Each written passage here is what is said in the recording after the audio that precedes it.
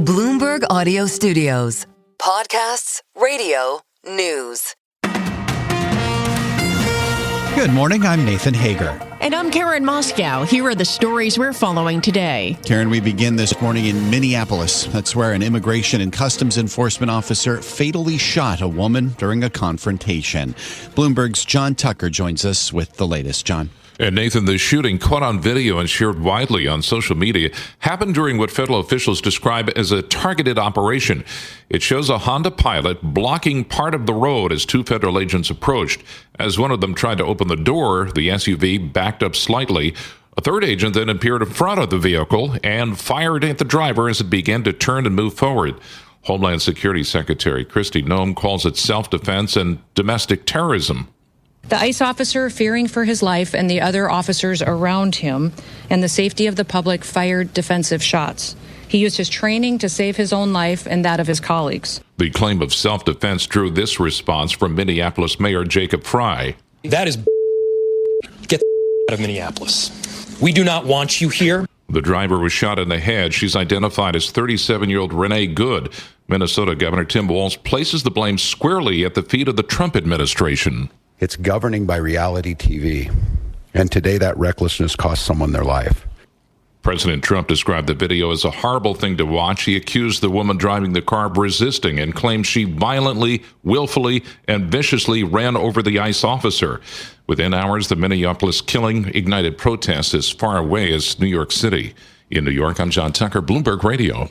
All right, John, thank you. We want to get the latest now on Venezuela. Oil traders and refiners are rushing to position after President Trump said the U.S. will take control of up to 50 million barrels of Venezuelan oil. In an interview with the New York Times, the president said only time will tell how long the U.S. will maintain oversight of the country. But when pressed, he said it could be much longer than a year. Bloomberg's Rosalind Matheson reports the U.S. may be aiming to control Venezuelan oil exports indefinitely. They would hold the proceeds in Treasury accounts, which means that creditors can't really get their hands on that money, at least for some time. The impact on the market remains to be seen. I mean, Venezuelan oil is not a key one in the market at the moment, a market that's already very well supplied. Donald Trump is talking about up to 50 million barrels of oil being available. That seems quite optimistic, given that Venezuela is only really pumping at the most 1 million barrels a day.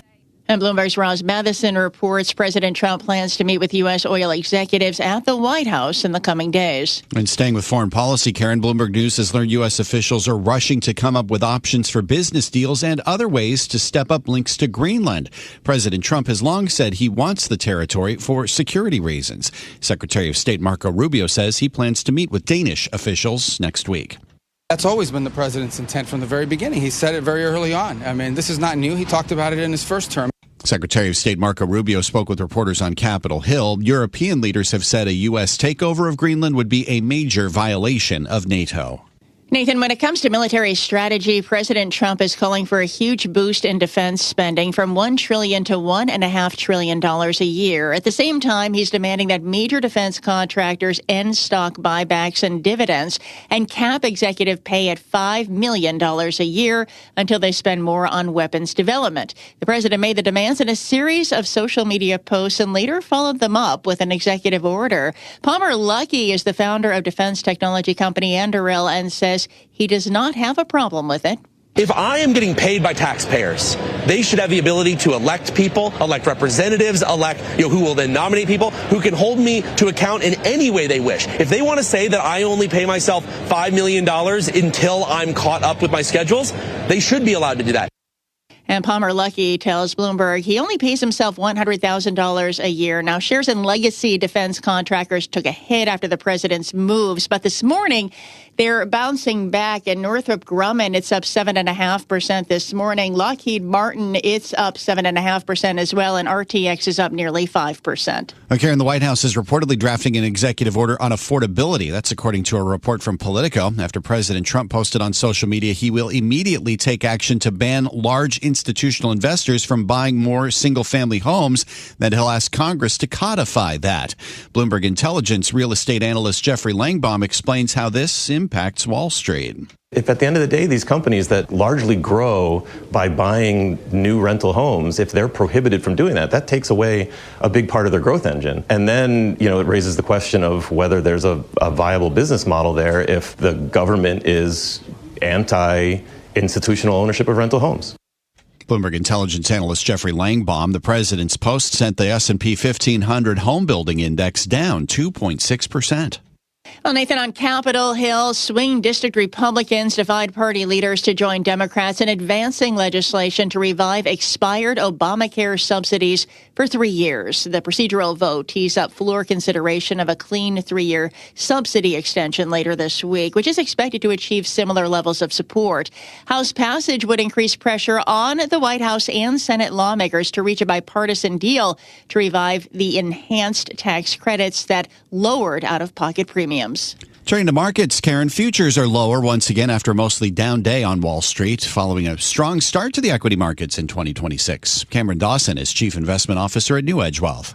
We think that we'll have volatility along the way, but that there's still room for the markets to press higher. Key point is that in the fourth year of the bull market, we've had 23 bull markets that have been 3 years over the last 50, 60 years or so. And the conclusion is about 50% of the time, they're able to get to that fourth year of positive returns. So we have a 50-50 chance of being able to deliver positive returns in 2026. New Edge Wealth's Cameron Dawson says the next big event for the market is tomorrow when the Labor Department releases the December jobs report.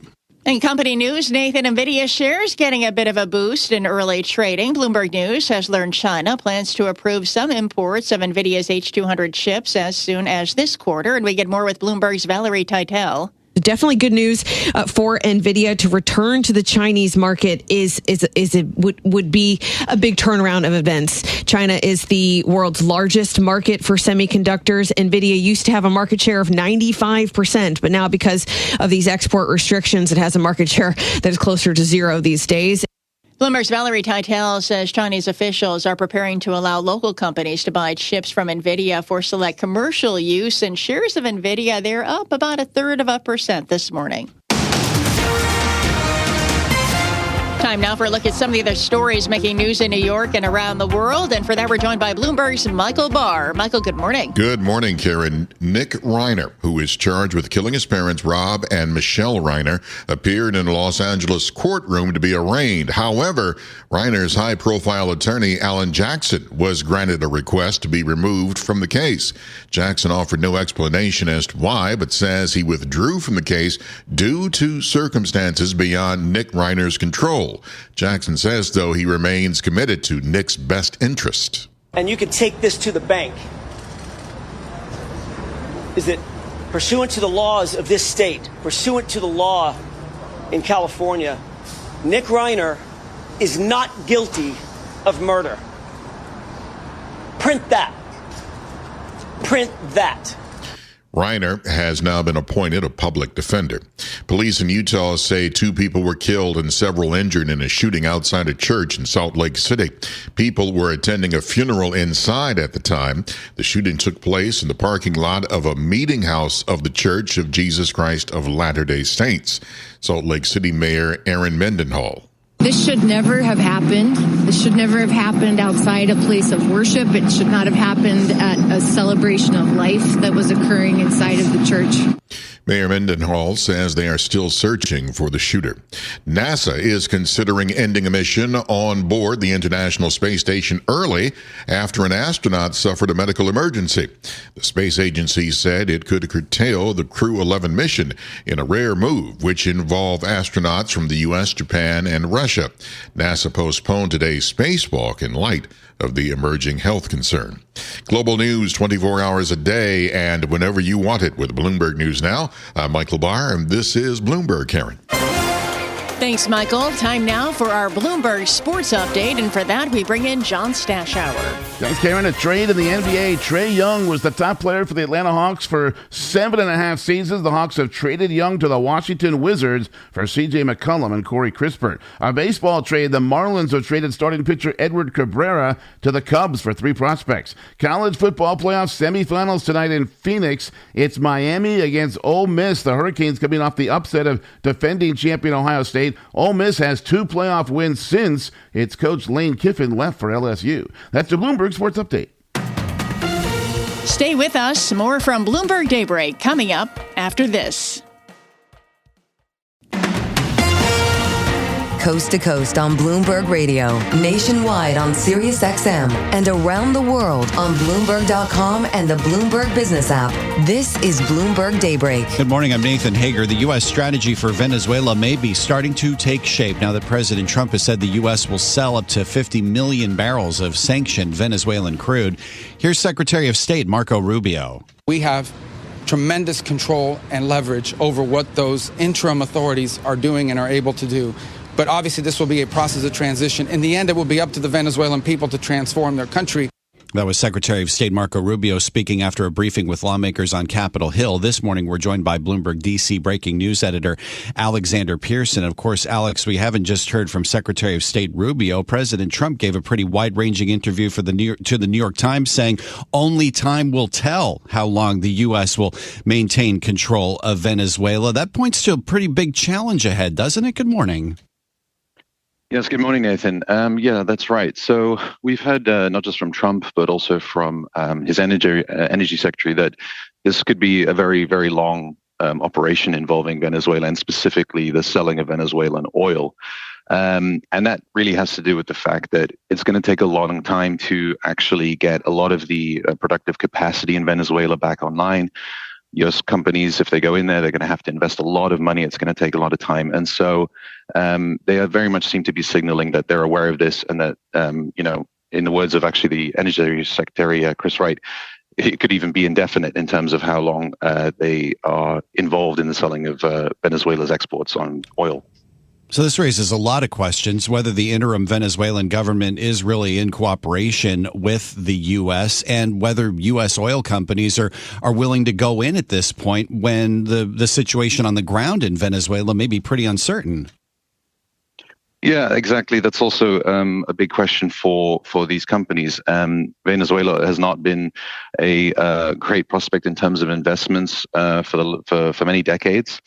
And even now, with the removal of President Maduro, his allies are still in office. The country is still in a very uncertain political environment. It's not clear where it's going to go, when the next elections are going to happen. And, for the U.S. oil majors who potentially want to go in, and certainly Trump wants them to go in, they will want reassurances from the U.S. that, an investment that's going to take place over 10, 20, 30 years is going to be protected, is going to be safe. And that certainly will probably be on the agenda tomorrow when President Trump meets with oil executives at the White House. And while the situation in Venezuela continues to unfold, we've gotten some pretty interesting comments from President Trump when it comes to his vision for the military, calling for a massive increase in defense spending, while at the same time warning major defense contractors not to do stock buybacks and limit executive pay. How to square all that, Alex?